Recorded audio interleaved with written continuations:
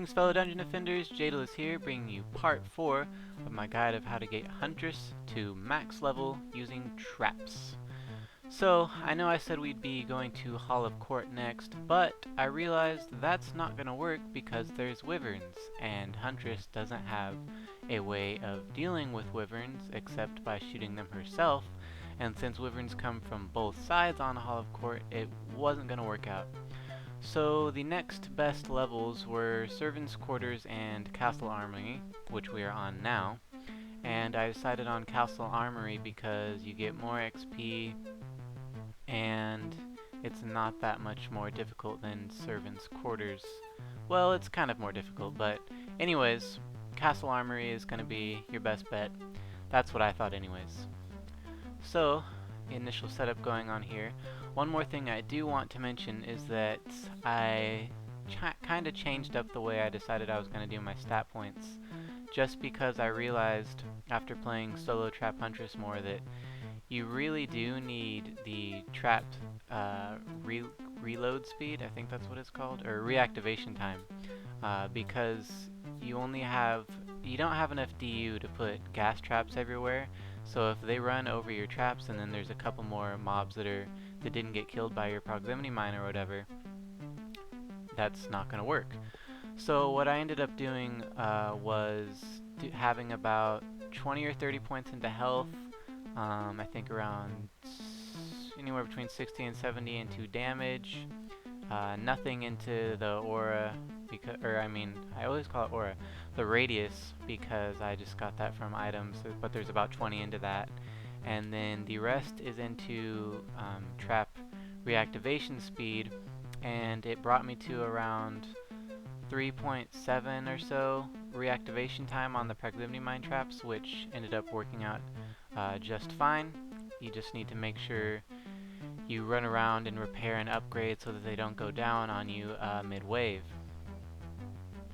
So as you can see, we're going along, and at the front there I set up the Darkness, Gas, Inferno combination. The Darkness is there because now it removes elemental immunity, so it'll take care of all the waves there, and then I have the Ethereal Spike Trap there for any stragglers, and then the 2 more Proximity Mine Traps furthermore for any more stragglers.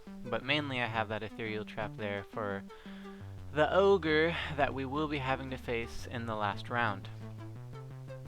Now we're setting up some more Gas Inferno. No Darkness because we don't have enough DU for it.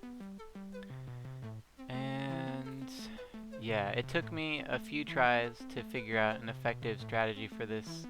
As you can see, I'm level 46. I actually started doing this around level 40, which is when I want you guys to start doing it as well. I just had so many different multiple tries and attempts that I ended up leveling up more than I wanted to, but I didn't want to show you guys like a way that's obviously not going to work. I just built 2 darkness traps there, but I sped through it because I don't want you guys to build those. I end up going back and sell them, as you can see right there, and then instead putting more proximity mine traps up in the back. I actually do have a little bit of leftover DU, so if you're having a hard time on one of the choke points in your setup, then just add another proximity mine trap up there somewhere, and you should be good to go.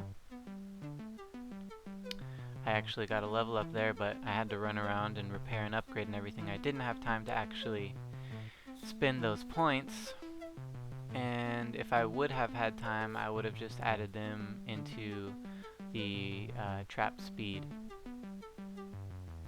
So yeah, as you can see, once you actually get everything set up, you're pretty much just going to be running around and upgrading and repairing.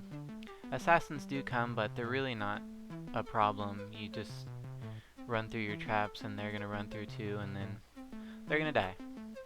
So there you can see I finally spent those points, put them into the trap speed. Got lucky there with some better equipment, which came in handy for the last round. And doing more upgrading, and here we are, last wave. There was, as you can see, there's a lot of upgrading and repairing to do. Wouldn't be as big of a problem if I had more into trap health, but I don't because my gear isn't that good. You probably have better gear than me, which is what I'm hoping, so you won't have nearly as hard as a time with this. because on the first round you're going to have a few that leak that you're going to need to take care of. On the second round you may or may not. On the third round you shouldn't. But on this last round you will have to deal with the ogre. And what you're going to have to do, since nothing stops him, you don't have any walls, is you pretty much just have to bait him around through all your traps. I actually ended up failing. As you can see, I got him really low, and then for some reason he just, I'm guessing it's because he lost sight of me and because he's retarded. Anyways, I lost aggro, he went over, boom, crystal, dead, sigh. I was quite upset about that. But anyways, that gives you the general idea of how you're going to need to do it. And pretty much you're going to be running this until, really until 70, because the only other maps above this also require that you can take care of air effectively. And since you have no way of doing that other than running around, you pretty much are limited to just this map if you're going to do solo play only. With that said, you're just going to want to keep buying those XP bonuses. You'll get the hang of doing this map really easily. You get some good XP, you get some good equipment, and for the most part that's going to conclude the Huntress leveling guide, because as I said, the further higher up maps require that you can take care of wyverns, and if you're playing solo then you're not going to be able to do that.